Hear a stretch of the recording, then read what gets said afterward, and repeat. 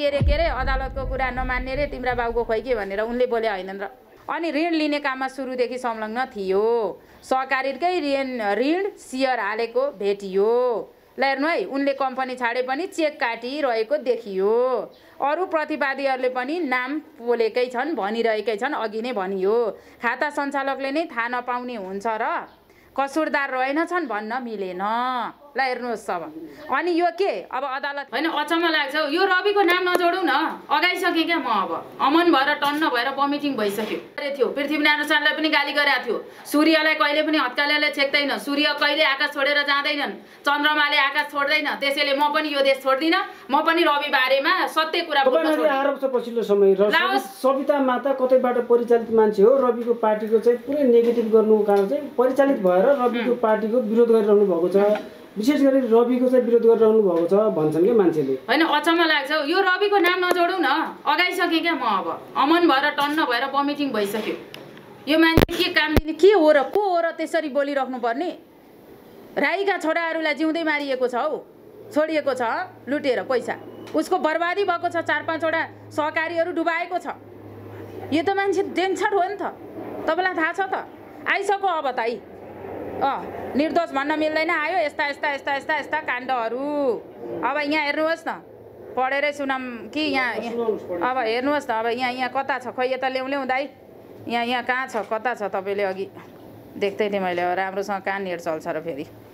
यहाँ यी यस्तो बनाइसके यी अमेरिकन सहकारी बैङ्क भनेर यस्तो सम्म ल हेर्नु यहाँ कस्तो तपाईँको त। अब म पढ्दैछु है, हेर्नुहोस् है। अब यहाँ हेर्नुहोस् है, प्रबन्ध निर्देशक हुनु अघि नै रवि गोर्खा मिडियाको आर्थिक कारोबारमा संलग्न थिए। अब हेर्नुहोस् है, अदालतले दियो। अब अर्को, रविलाई थुनामा पठाउँदा सर्वोच्चले लिएका 9 आधारहरू अहिले नै देखा परे। 1, टिभीको व्यवस्थापनमा संलग्न देखिए। सुप्रिमबाट 2 करोड ऋण लिएको देखियो। ऋणबारे थाहै थिएन भन्ने खण्डित भयो। केही पनि थाहा थिएन। यहाँको प्राइभेट डाटा बाहिर जाने पठाउने त्यो थाहा थिएन।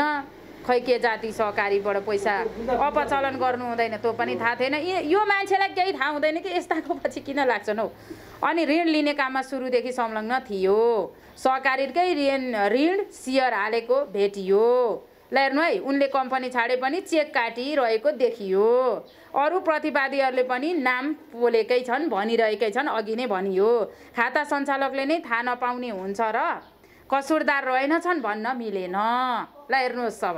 अनि यो के अब अदालत के रे अदालतको कुरा नमान्ने रे तिम्रा बाउको खोइ के भनेर उनले बोले हैनन् र। त्यस कारणले यस्ता मान्छेको पछि लागेर भ्रमको जालोतिर नलाग्नु होला।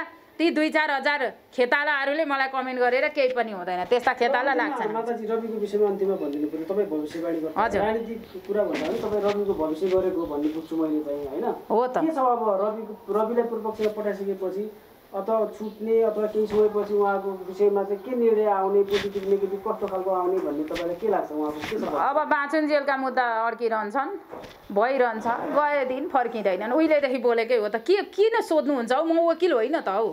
भविष्यवाणी हो नि त। भविष्यवाणी भनिसक्यो उहिले नै। यो काण्ड त हिजो अस्ति आएको, तपाईँहरूले थाहा पाउनुभयो। म एक्लै बोले होइन र। मलाई युट्युबरहरूले युट्युबेकोहरूले मेरो बदनाम गरेका होइनन् र, मेरो कुरा काटेका होइनन् र। तपाईँले इन्टरभ्यू लिँदा त्यो माताको किन लिन्छ त तपाईँलाई पनि भने होला नि। तपाईँको अधिकार हो नि त। तपाईँलाई म प्रति विश्वास भयो, तपाईँ आउनुभयो, भन्ने कुरा पुगिरहेछन्, आउनुभयो। अब उहाँहरू राखिरहनुहुन्छ 4 वर्ष अगाडिको भिडियो। उहाँले पनि मलाई एउटा नराम्रै कमेन्ट लेख्नु भएको थियो 4 वर्ष 5 वर्ष अगाडि। पछाडि त आउनुभयो त, यहीँ हुनुहुन्छ त। अनि किन नाम किन जोड्नु उहाँलाई? होइन, मलाई मन राम्रै गर्नु छ। कहिले दुध ल्याइदिनुहुन्छ, कहिले पोलेका मकै, कहिले दही लिएर आउनुहुन्छ होइन। त्यो एउटा लाइट ल्याउनु भएको थियो अस्ति उहाँहरूले। एउटा विश्वास हो नि त होइन र, हो कि होइन? त्यसले गर्दाखेरि यो यस्तो छ स्थिति होइन दाजु। अब मैले नि दाजु सुन्नुहोस् न, मैले कस्तो यो लामिछानेको मात्रै कुरा, अलि यसको नाम चर्चामा भएर हो कि अलि धेरै ठगेको, छिटो ठगी गरेर चाहिँ यसको नाम अलि बढी प्रचार गरे हो कि तपाईँहरूले? तर ठगी बारेमा धेरै बोलेको छु त मैले। 70 करोडको बारेमा बोलिनँ कि? विभिन्न खालका मन्त्रीहरूको, खम्बहादुर खड्का त्यही काण्डमा हुनुभयो। यहाँ धेरै छन् त मन्त्री भइसकेका व्यक्तित्वहरूलाई। म अलिकति यो थोरै कुरा गरिदिउँ। यो गृह मन्त्रालय भन्ने पाटो विषयमा जोड्छौँ। जस्तो अब हजुर, रविको विषयमा हामीले थुप्रै पटक तपाईँसँग कुरा गरिसक्यौँ होइन। कतैको कुरा गर्नुहुन्छ? बाउ बिग्रेपछि छोरा जाँदैन, छोरा बिग्रेपछि बाउमाथि हुँदैन अनुसन्धान? बाउ होइन र?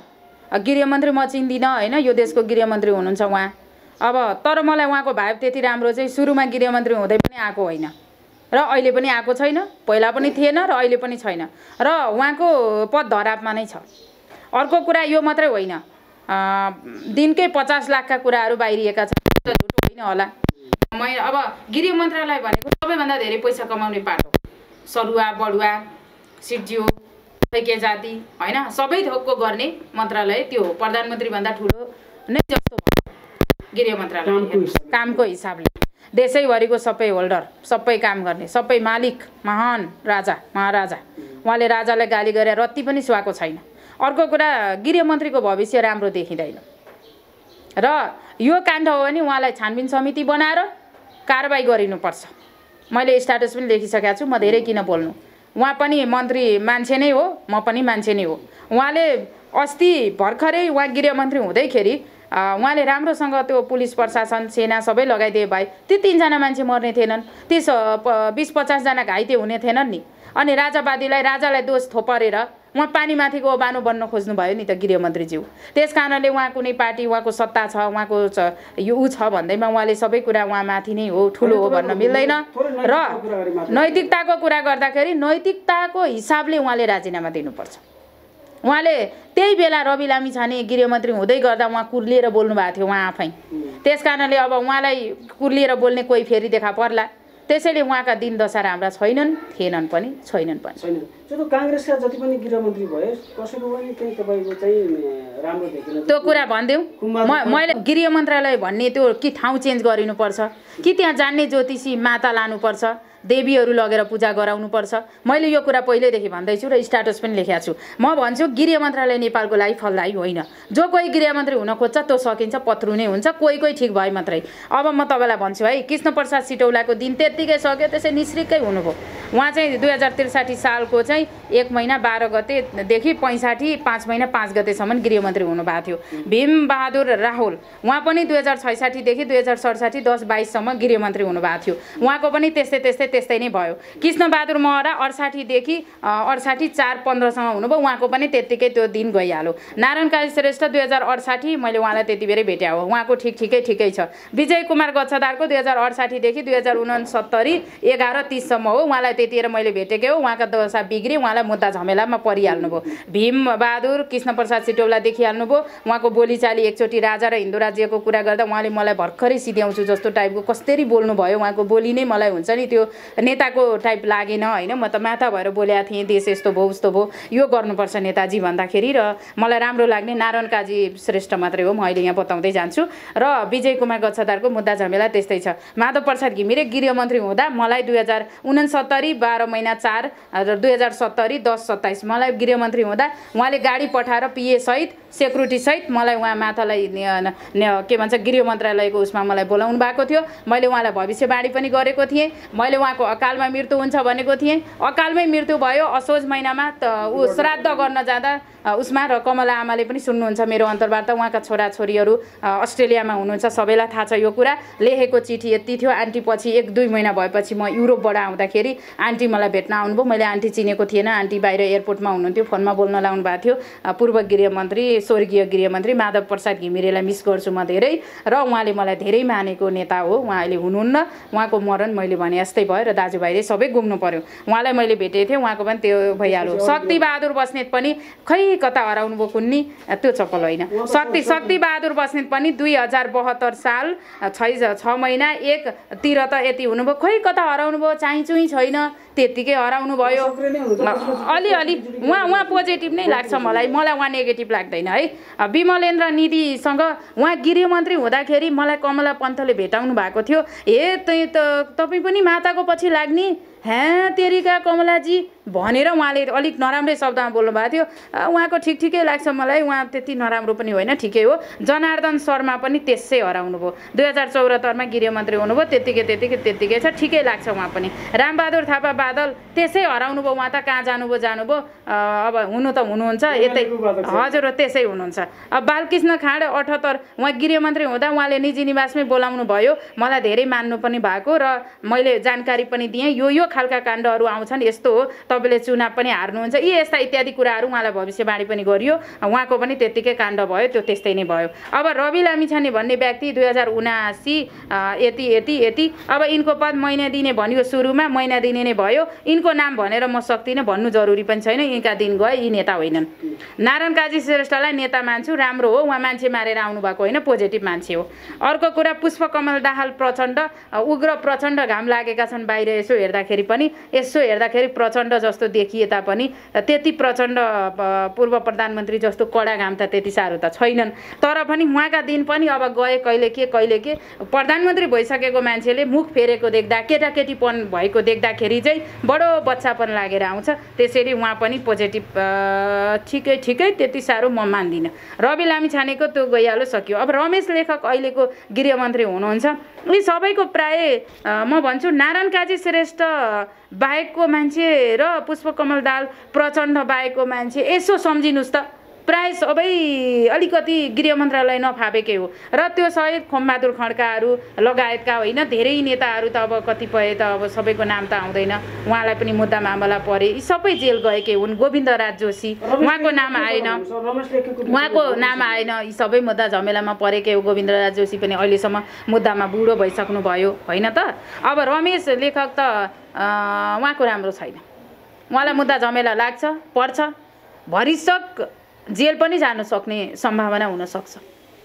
तपाईले नयाँ भन्नुभएको छ, अब नयाँ होइन हो, जानु भएन भने के हुन्छ? अब जानु भएन भने मुद्दा झमेला लाग्छ, पैसा कसरी मिलाउँछन् त्यो जान्दछन्, सम्भावना छ 100%। रवि जस्तो त्यति गहिरो चिन्तन म भन्दिनँ, उहाँ आफ्नै तरिकाले आफ्नो कर्मले उहाँ फस्नुहुन्छ र उहाँले राजीनामा दिँदाखेरि थुप्लो कलाएर बस्नुभयो भने राम्रो, यही पारे यसरी नै अघि बढ्नु भने उहाँका अझ धेरै नराम्रा कुराहरू बाहिरिन्छ। हजुर, गृहमन्त्रीलाई अप्ठ्यारो र सकस स्थिति आउँदैछ। सरकारमा के त्यस्तो तलमाथि हुने सम्भावना के छ रमेश? केही तलमाथि केही पनि हुँदैन, बरु मन्त्री फेरिएलान्। मैले त्यही अस्तिदेखि त्यही भनेको छु होइन, अहिले गठबन्धन टुट्ने हुँदैन, बरु सबै मिल्न सक्लान्। टुट्ने ओर्ने यो ढल्ने ओर्ने अहिले देख्दिनँ, बरु गणतन्त्र नै ढल्ला। गणतन्त्रमाथि नै प्रश्न चिन्ह उठ्छ त्यसो भए? उठ्छ, भदौभन्दा यता जे हुन्छ केही हुनुपर्ने हो। तर राजतन्त्रै यही 15 गते आउने भनेर चाहिँ फेरि मैले बोलेर यहाँ सूचना जारी गर्न आँटेको होइन। मैले मेरो ध्यान गरेर आँखा चिम्लेर हेर्दा 10 अमला हरेक कुरा जे गर्नु छ मैले मन्त्र तन्त्र सबै गर्दा पनि पक्नु न बाटो, म बाटो भएर त चलिरहेको छु त। बाटो होइन, म मिति किन तोक्नु? मैले राजालाई भनेको छु, राजालाई लेखेको छु, सुप्पा लाग्नुहोस्, जान सक्छ होइन, कोही नबोलेको घडीमा म बोल्याउँ। यी कोही झारे झुरे, यी कुनै ज्योतिषी माता कोही पनि थिएनन्। मैले जे भनेको छु राजाले लेखेर दिएको छु नि त, राजाको सचिवहरूलाई छ नि त, राजाका राजपरिवारहरूलाई थाहा छ नि त। तर म मिति किन? म त केटी मान्छे हो, बाहिर हिँड्नुपर्छ, खानु, एउटा लामिछानेको भविष्यवाणी गर्दा मलाई खतरा छ मेरो ज्यान भने राजा आउने कुरा त मेरो खतराको कुरा होइन त। तपाईँले सेक्युरिटी दिनुहुन्छ, सैनिक मलाई ल्याइदिनुहुन्छ, प्रहरी परिचालन गर्नुहुन्छ, म बोलिदिन्छु। राज्यले दिन्छ अनि दिनु पर्यो नि त। म यत्रो भारतले दिन्छ भने हामीलाई दिनु पर्दैन?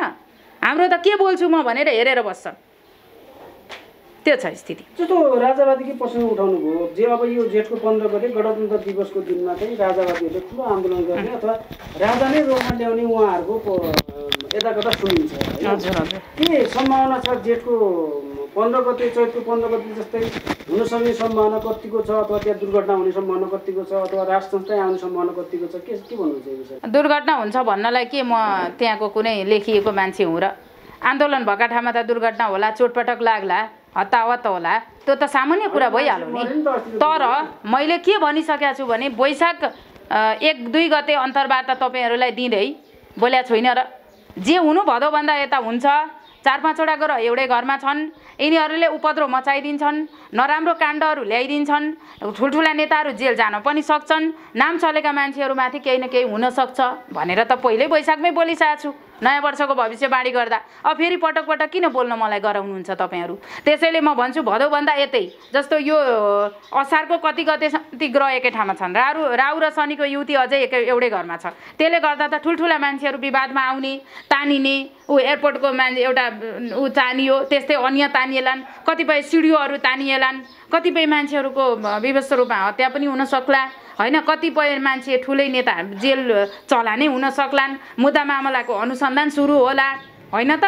कोही मर्लान् यी यस्ता बाँडी गरेको होइन र प्रदीप नेपाल अस्ति खुत्रुक्क उहाँ बित्नु भयो देखिहाल्नुभयो बाँडी गरेकै थियो अघि मात्रै प्रदीप नेपालको श्रीमतीसँग बोले मेरो हजुरआमा पर्नुहुन्छ अब उहाँ त रोगी बिरामी हुनुहुन्थ्यो पहिल्यैदेखि अब मैले भनेको मिल्यो म भन्दिनँ अघि मैले हजुरआमालाई जे भोइस मेसेज पठाएको थिएँ मर्नुभन्दा अघिल्लो दिन त्यही नै भयो त्यो पनि हो नि त एउटा ठुलो नेता बित्नु भयो नि त ठुलो नेता बित्नु भयो नि त न कसैले मिति तोक्न सक्दैन भूकम्प जाने पनि जान सक्छ हलचल हुन सक्छ ध्यान दिनु यस दिन भन्दैन कसैले भूगर्भितले म त बाढी गर्ने हो अलौकिक शक्ति हो मैले देखेको पश्चिम दिशामा हानि नोक्सानी छ भन्ने त अस्ति बताइसकेको छु सबै कहाँ के हुन्छ नोक्सान हुने खतरा हुने बालीनाली नष्ट हुने गाडी दुर्घटना हुने यी कुरा त सामुन्ने आउँछन् जान्छन् कलियुग यो बढेरै जान्छ यो घट्नेवाला छैन हिजो मात्र केपी शर्मा ओलीजीले अहिलेका सम्माननीय प्रधानमन्त्री केपी शर्मा ओलीजीले के भन्नुभयो भन्दाखेरि यदि राजावादीहरूले चाहिँ टुवाट गर्यो भने चाहिँ त्यो टुवाट चाहिँ हामी निमिटा नपारिदिन्छ तिमीहरूलाई चाहिँ खबरदार अबदेखि तिमीहरूले चाहिँ हाम्रो चाहिँ मौनतालाई तपाईँहरू कमजोरी नठान्नु होला भनेर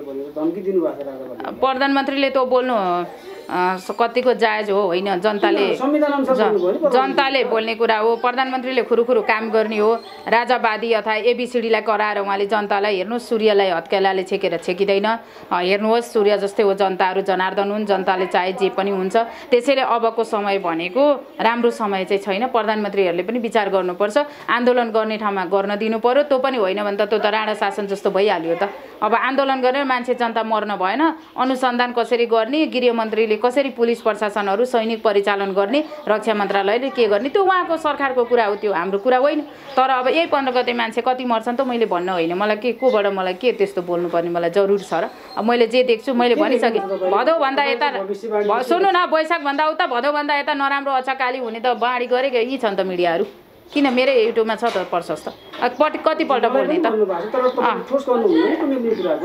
होइन त ठोस गर्न मिल्दैन खतराको कुरा हो ठोस गर्न मिल्दैन मलाई आउँथ्यो र त भयो र त रवि लाम्छाने जेल गयो त जसरी पनि यो मान्छे जेल जान्छ त भने हो नि त मैले त अझ डेटै तोक्दिएको थिएँ उहाँहरूलाई मङ्सिरभन्दा अगाडि भनेको थिएँ त्यो चाहिँ कतिपय डेट तोक्न आउँछ कतिपय मेरो आत्माले दिनु पर्यो नि त शक्ति हो नि त म ज्योतिष होइन नि त ज्योतिषलाई गएर डेट तोक्न भन्नु न ऊ ज्योतिषले 15 गते नै राजा फर्किने हो गणतन्त्र ढल्ने भन्नुभएको छ त उहाँहरूलाई सोध्नुहोस् न म त जान्दिनँ नि त म त त्यो डेट तोक्नेवालामा त होइन नि त मलाई शक्ति आउँछ कतिवटा ऊर्जा आउँछ कतिवटा आउँदैन नेगेटिभ पोजिटिभ सबै हुन्छ नि ऊ त्यहाँ आएर बिहानदेखि एउटा बहिनी कुरिराख्नु भएको छ बिहानै 8 बजे आउनु भएको थियो अरू मान्छेको त्यहाँ फोन कता आइराखेको होला यता म फोन साइलेन्समा छु भनेपछि राजावादीहरू चैत 15 जतिको आन्दोलन पनि हुँदैन भन्ने संकेत तपाईँको बोलीबाट मैले पाएँ अब बोलीबाट पाएँ राजावादीहरू होइन त्यो बेला चाहिँ एकदमै ऊ नै थियो अहिले मलाई लाग्छ चैत 15 गते त्यस्तो विशाल घनघोर जेठ 15 गते विशाल घनघोर हुने खालको मैले स्थिति त्यस्तो चाहिँ मैले त्यति भाइब चाहिँ आएको छैन तर भदौभन्दा यता केही न केही समस्या परेको हुनाले अब केही हताहत कुनै अन्य पार्टीका दलका पनि आन्दोलनमा आउने होइन अरू पनि उग्र चण्डी जसरी चाहिँ उचालिने हुन त सक्छ त्यो त छ अब यही रवि लामिछानेकै पार्टी भनौँ न अब मेरो नेतालाई तैँले थुनिस् भनेर राजा चाहिन्छ भनेर यो गणतन्त्र फाल्नतिर पनि लाग्न सक्छन् आउन सक्छ तर यो त द्वैत चरित्र हो यस्ता मान्छेलाई राजावादीहरूले लिएर आउनु धिक्कार छ यो पार्टीका मान्छेलाई ल्याउनु धिक्कार छ त्यही कुरा हो मतलब रवि लामिछानेको पार्टीका मान्छेहरूलाई राजावादीहरूले आफ्नो बनाउनु धिक्कार छ बेकार हो बुझ्नु न कुरा अस्ति त्यही त्यो चैत 15 गतेमै रविकै पार्टीका कति मान्छे रहेछन् अरू नै पार्टीका रहेछन् जेलमा छन् त हत्कडी लागिरहेछन् त देख्नु भएको छ त तपाईँले होइन र अनि बुझ्नुभयो नि अन्तिमतिर आउँदैछ माताजी हामी होइन राजावादीहरूको जेठ 15 गते अनि विशेष गरी उनीहरूले चाहिँ निर्णायक आन्दोलन गर्ने भनेर तपाईँ पनि एउटा राजा चाहिन्छ भन्ने शुभचिन्तकभित्रै पर्नुहुन्छ म भविष्यवाणी हो म राजाको भक्त हुँ म राजालाई पूजा गर्छु राजा विष्णुको अवतार हो म कसैलाई पूजा गर्छु भने राजालाई हो र बुवा आमालाई मान्छु म आफूलाई विष्णु भगवान नै राजा हो त अनि तपाईँले कुन चाहिँ ढुङ्गालाई पूजा गर्नुहुन्छ ढुङ्गो भन्दा राजा भगवान होइन र मेरो लागि म कसरी भन्छ ढुङ्गो देख्नु भएको छ त के भगवान हो त्यही ढुङ्गाले एक ढुङ्गो हान्दा चोट लाग्दैन म त ढुङ्गो मूर्तितिर त जाँदिनँ त म त मान्छेलाई पूजा गर्छु सुन्नु हरेक मेरो साथीहरू छ सबलाई मान्छु म दलित पनि मान्छे हो नि कहाँ दलित जोड्नु भएको सबै मान्छे हो हामी सब हाम्रो सबैमा भगवानको बास हुन्छ तपाईँमा भगवानको बास छ उहाँमा छ कसरी काम गर्ने कसरी ठेगान लगाउने भन्ने तपाईँले जिम्मा हो त्यही लामिछाने रविमा थियो तर रोइन रहेछ पाप रहेछ बढी ठगौँ छिटो धनी हौ छिटो प्रधानमन्त्री बनौँ सकिहालौँ मेरा विरोधीलाई सिद्ध्याइहालौँ हानिहालौँ लाकिहालौँ प्रतिशोध गरिहालौँ भन्ने मान्छे थियो बिचरा गयो अब उहाँ 90 वर्ष पुरानो जेलखानामा कति बजी हुनुहुन्छ त माताजी भदौ 19 हजार तपाईँले भन्नुभयो होइन राजा फर्किने डेट तपाईँले अहिलेसम्म तोक्नु भएको म धेरै मैले जे होस् राजालाई म तोक्दिनँ म किन तोक्ने खतराको कुरा हो ज्यान खतरामा राखी कसैले बोल्छ दाउ 25% त लुकाएकै छु नि सबै कुरो हो थाहा हुँदैन थियो मलाई थाहा हुँदैन A to Z थाहा छ कहाँ के हुन्छ कति छोडिदिनु त्यस्ता झारपातहरूलाई सुन्नु न त्यस्ता झारपात रविका खेतालालाई छोडिदिनु पक्नु न हो कमेन्ट झारपातले गर्छ राम्रा मान्छेले गर्दैन म कमेन्ट कसैलाई गरेर हिँड्दिनँ पक्नु न त्यो मात्र होइन त्यो रविकै भेडाले गरे हुन्छन् अरू कुरा मलाई धेरै बोल्ने नबनाउनु राजालाई होइन यहाँ खतरा अघि देख्नु भने म्यासेज मार्ने धम्की कसो रातभरि फोन आएको छ हिजो होइन तत्कालको कुरो होइन राजाको पक्नु न 78 वर्ष अस्ति हुनुहुन्थ्यो 78 मा समस्या पर्यो अहिले राजा 79 वर्ष हो 79 वर्षमा राजाको राम्रो जोग छ राजा 1 मिनेट भए पनि आधी घण्टा भए पनि 5 मिनेट पनि राजा बन्ने नै हो देश हिन्दू अधिराज्य हुन्छ नै हुन्छ त्यसपछि त्यो हिन्दू अधिराज्यलाई बचाउने राजा नै हो राजा पछि हृदयेन्द्रलाई उहाँले हस्तान्तरण गर्नुहुन्छ मेरो बाणी यही नै हो जसरी पनि यो मेरो बाणी पुग्छ सत्यता छ अब तपाईले देव टोक्नेले 81 मै राजा आउँछ भन्थे तिनलाई गएर सोध्नुस् 80 मै राजा आउँछ भन्थे तिनलाई गर्न सोध्नुस् तपाईका मिडिया सबै कुल्लिएर त्यहाँ गएकै हुन् यी सबै पत्रकार त्यहाँ पुगेकै हुन् गुरु भन्दै गुरु न सुरु गुरु तपाईले एउटा गुरुलाई एउटा गोरु बनाइदिहाल्नु भयो होइन पछि गएर ढुङ्गा उचालेर सारी उचालेको पनि देखियो अब त्यसमा यस्ता खालका धेरै कुराहरू छन् त्यसैले म त्यस्ता गोरु बन्ने वाला गुरु होइन अब तिनै गुरुहरूले रवि प्रधानमन्त्री भनेकै थियो रवि जेल जाँदैनन् भनेकै थियो बिचारा ओछ्यानमै हो बेडैमा हो त्यही जेलतिर के को 84 मा गए दिन फर्किँदै नमस्ते धन्यवाद तपाईलाई हस् थ्यांक यू